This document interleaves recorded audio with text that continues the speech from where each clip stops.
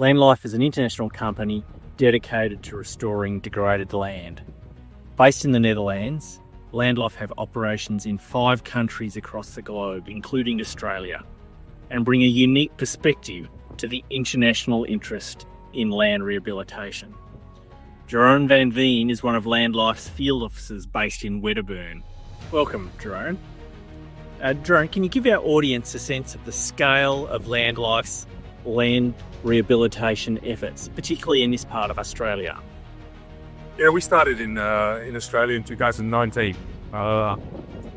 Landlife's approached by Cassinia Environmental, our Australian partner organisation based in Kyneton in Victoria, looking for a finance for some of our rehabilitation projects, and we so happened to be we were looking for new countries to start our doing. At that time, what we do is we're an aggregator, or we're a tree planting company, and we plant our own forests in Spain, Portugal, Canada, the United States. In Australia, we found Cassinia as a partner doing all that work, so we partnered them to make their operations bigger. So they were on a really good track, on a really good wicket. And we saw immediately symbiosis, and immediate symbiosis, work together with Cassinia, boost our program big time, and then those projects would become then joint projects. So we're on one of these here. This is called Boonard Creek, 25 km south of Ballarat. We put this in 2021 together. Cassinia and Landlife together, two companies work together, and yeah, it's been quite successful. As you can see, plants are growing, everything looks good. It's quite a large project, about 120 hectares. It's all gone in one go. So for this kind of stuff, we need lots of seed and lots of plants.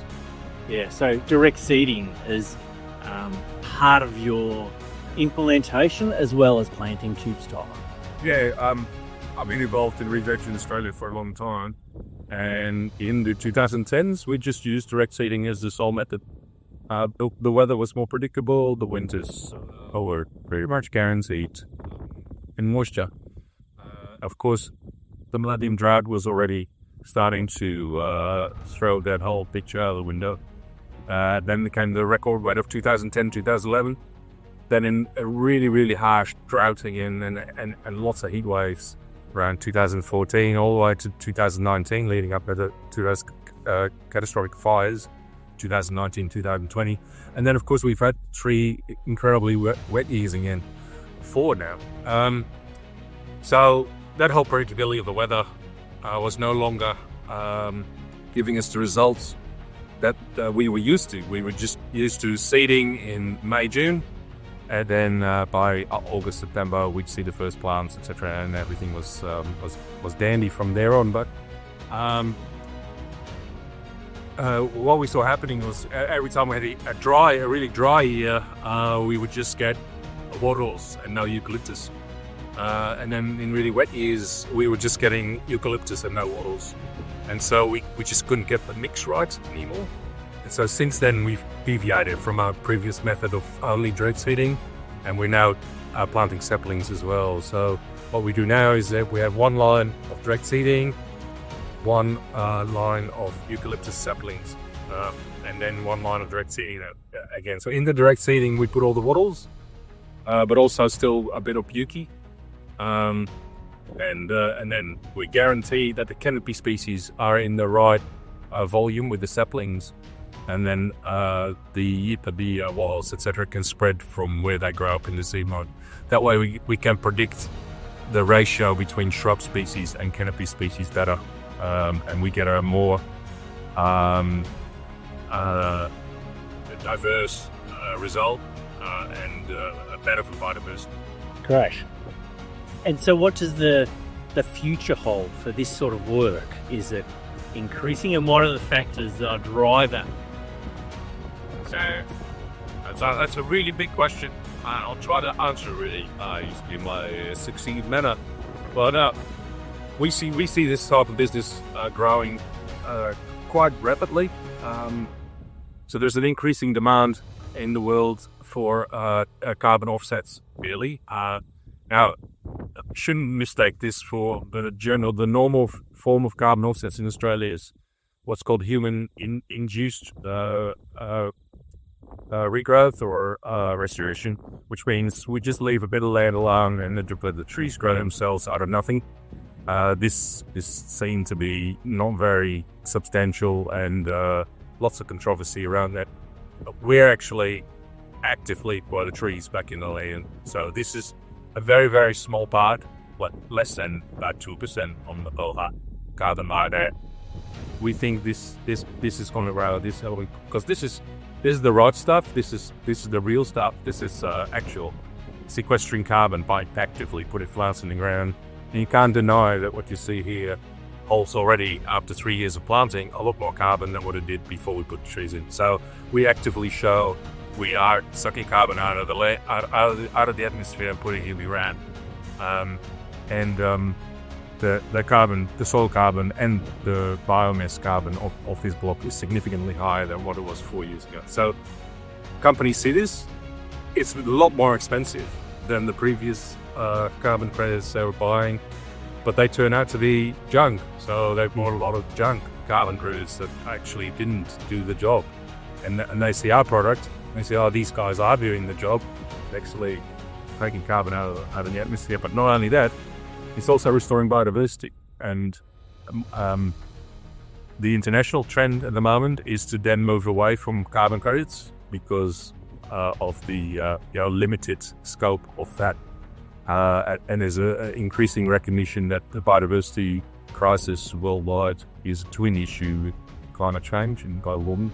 They need to be solved at the same time. So these nature-based solutions for global warming with the biodiversity bonus on top becomes more and more attractive, even though it's many, many factors more expensive than the carbon credits that are reliable.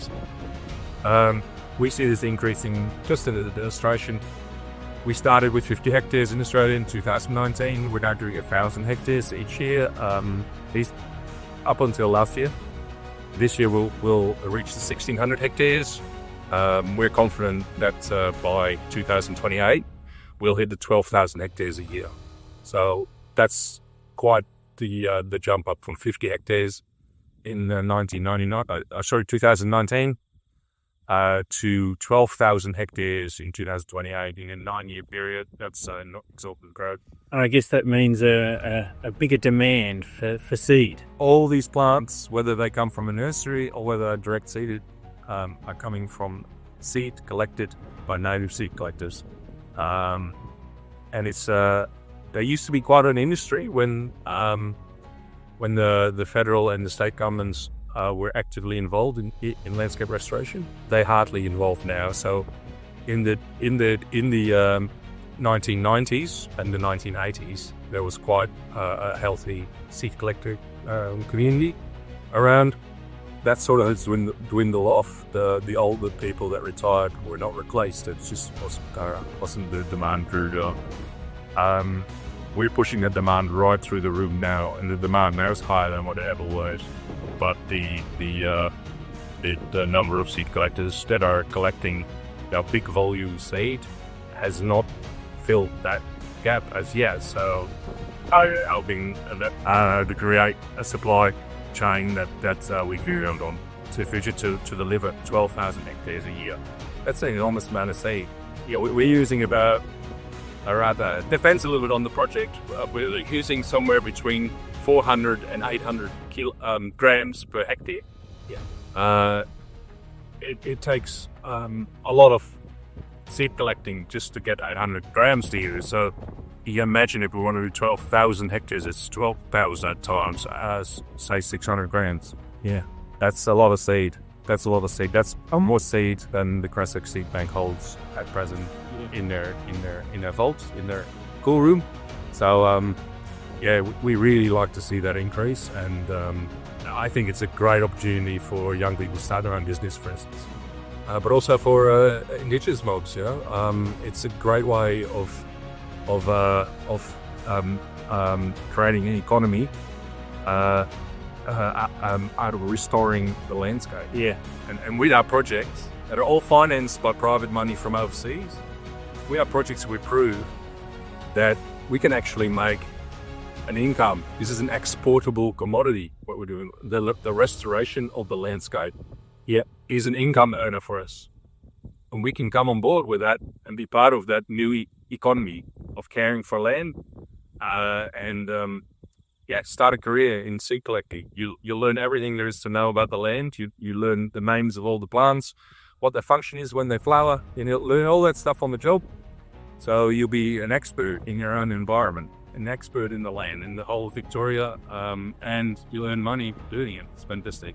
Plus you're your own boss. You're out all day in the healthy environment.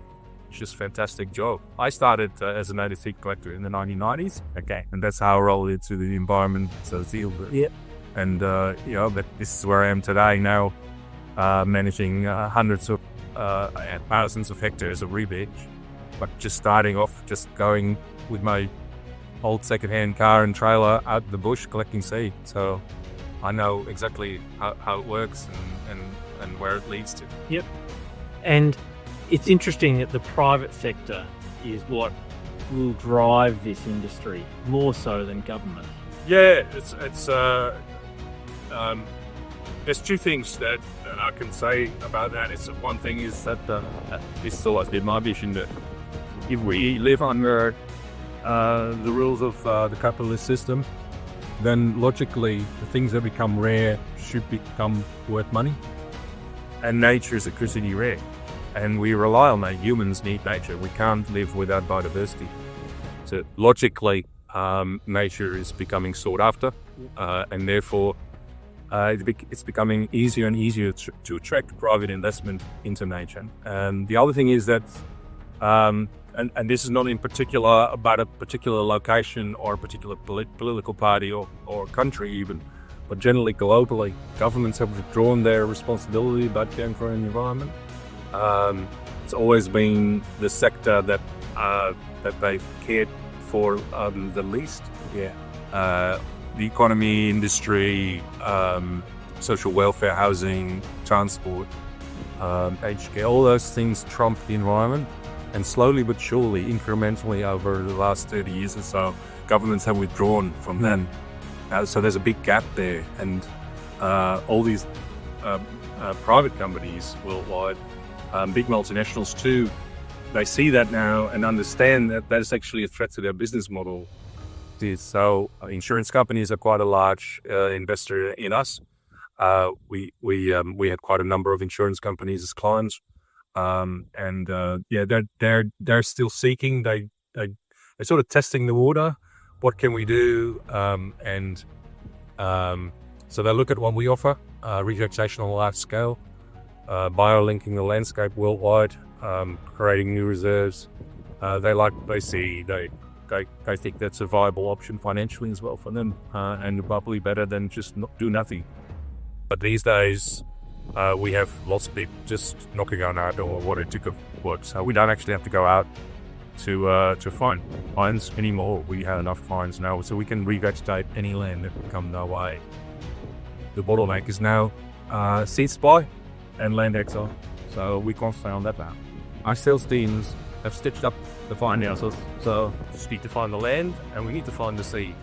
Those are the two main bottlenecks. But I can only see this increase from here on in because particularly large companies, they do a lot of future planning. They look ahead and they see the biodiversity crisis worldwide. They see global warming now popping up on their threat lists, and they recognize that they can't just not do something about a major threat to their business. So we have more and more clients. We need more land. We need more seed. Great, Jeroen. Well, here at Seeding Victoria, we look forward to working more closely with you, and hopefully this video helps encourage more collectors into the business. Yeah, thanks, Robert. Yeah. Of course, we are a big fan of Seeding Victoria and their Seed Bank Creswick. Excellent service, and it's been around obviously for decades. That's who I used to collect for in the 1990s, support everything you guys do, and we rely on you. So So yeah, all the best, and hopefully this video helps, and we get a lot more young people, all ages, but particularly pushing for young people, because there's such an exciting career in this field for them. So yeah, I hope to see a lot more people on board, and to see that seed supply across in all there in the rows steadily here, so we can plan more of this. Yeah, great. Vicky,